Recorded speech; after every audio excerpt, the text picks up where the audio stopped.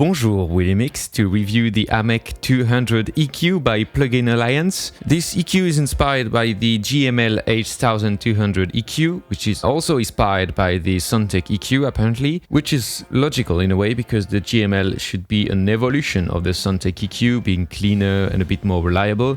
So it makes sense. It has a few additions from the outboard, the low pass and high pass filter, which is super cool by the way, because I really wished that my GML would have this low pass and high pass filter. It got the classic BX stuff with the TMT, the THD and all that stuff, and on the stereo instance you got, you know, the mono maker, the correlation meter and everything, which I personally don't feel like using because I got better tool for this, and the TMT stuff I'm not a huge fan of it because I can see the point in the mastering or mix bus scenario to make the left and right a bit different. I mean, that's what we are struggling with when we use the real outboard. It's to match the left and right channel, so I find it a bit silly to make it wrong intentionally, but I mean it can be useful if you like it. I don't really, but it helped me here to match my EQ because with my GML the left and right are not properly matched, like not exactly. Also, to make this comparison very precise, I used the Waves Q clone, which is super useful to match the curve of the EQ because the knobs position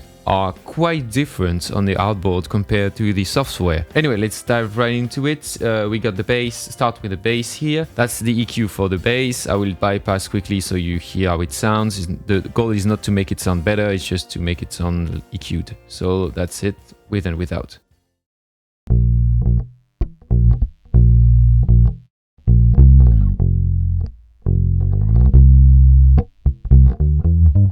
Okay, so that's the classic bass with the buzz that you got when you record at home. Let's compare with the GML. This one is the GML and this one is the bass. I will toggle between both. So close your eyes and try to choose the one you prefer. All right, let's dive right into it now.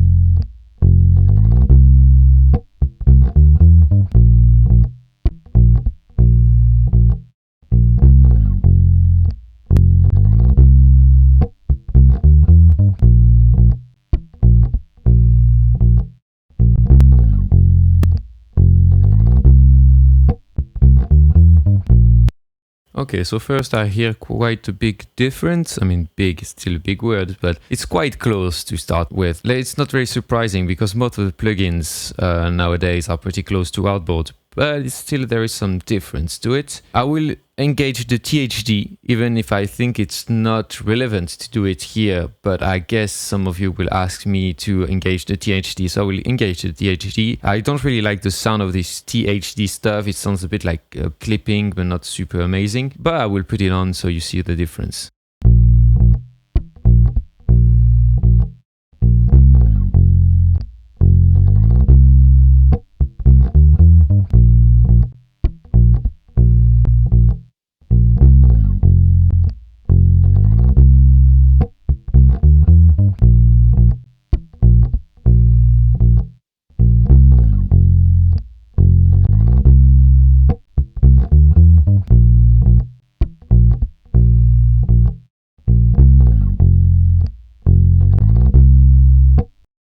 Well, on the bass, the THD really helps the bass to sound a bit rounder and fatter with the plugin. So in this example, I must confess I was wrong. It works better with the THD on. So the difference I can hear that you probably could not hear on YouTube is the difference in what everyone calls depth.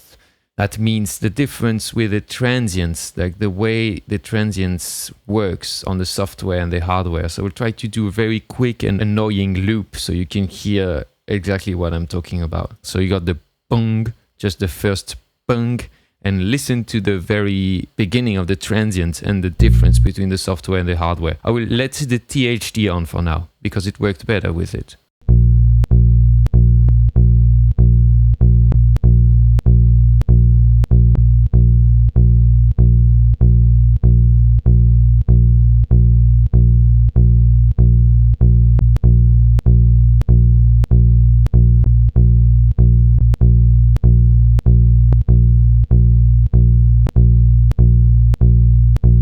I think you can now hear the difference a bit better because you got like very short loops. So I can hear difference in the way the transients are handled by the software and the hardware. It preserves more the transient of the original sound. Because if we listen to the original sound, it sounds like this.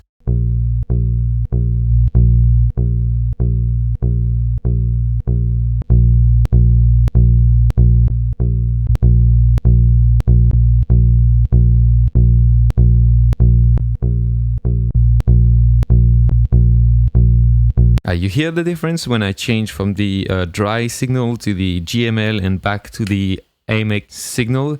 You can hear the difference in the way the bass punches through the speakers, if we can say. Also, the low end seems a bit fatter on the outboard, but it's really subtle here for that. It's more about the transient thing that's quite noticeable. Let's try on something else, like a full instrumental mix maybe. So let's try on this song. This is the setting I used on this song. Again, it's just to make it sound EQ'd, not to make it sound particularly better. I still use some really like subtle move, like real life move you will use on a mix bus.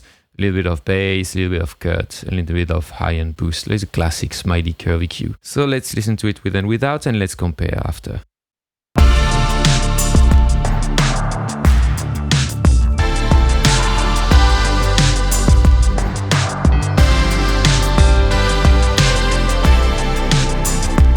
Okay, so it makes it sound EQ'd. Right, let's compare now with the GML.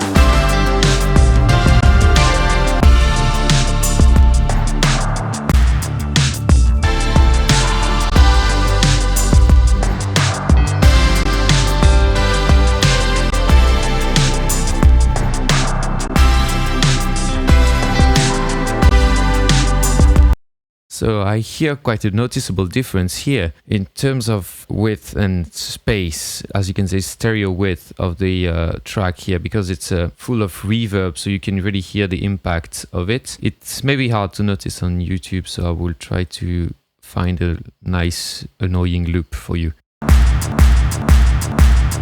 Yeah, this one is quite annoying, it's perfect. So listen to the low-end extension on the stereo field and listen to the stereo field as a whole.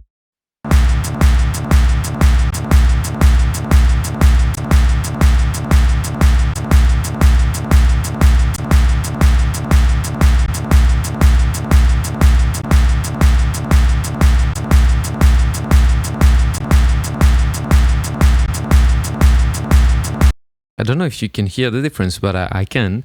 I will try to explain because it's hard to put words on this. It's not like it's more stereo or something like this, or like the side have more level. It's more about the way the plugins feels like, you know, a nice painting. It's 2D, it's very nice painting and everything. And the outboard feels more like real life, like 3D, if I can say. I hate to say that, but here it makes sense to me. I can feel that the clap are positioned in a way that is different than the reverb. The reverb are more in the back, the clap are more in the front but panned a little bit, and the kick is like straight center. And with the plugin, it's almost like everyone is on the same page, kind of. So it makes it sound a bit flatter, if I can say flat, because it's not really flat. So let's compare with the dry signal to see if it's the outboard that give that space or if it's the plugin that take that space off the original track. Now it is the same thing with the bass, like dry to GML to Amek.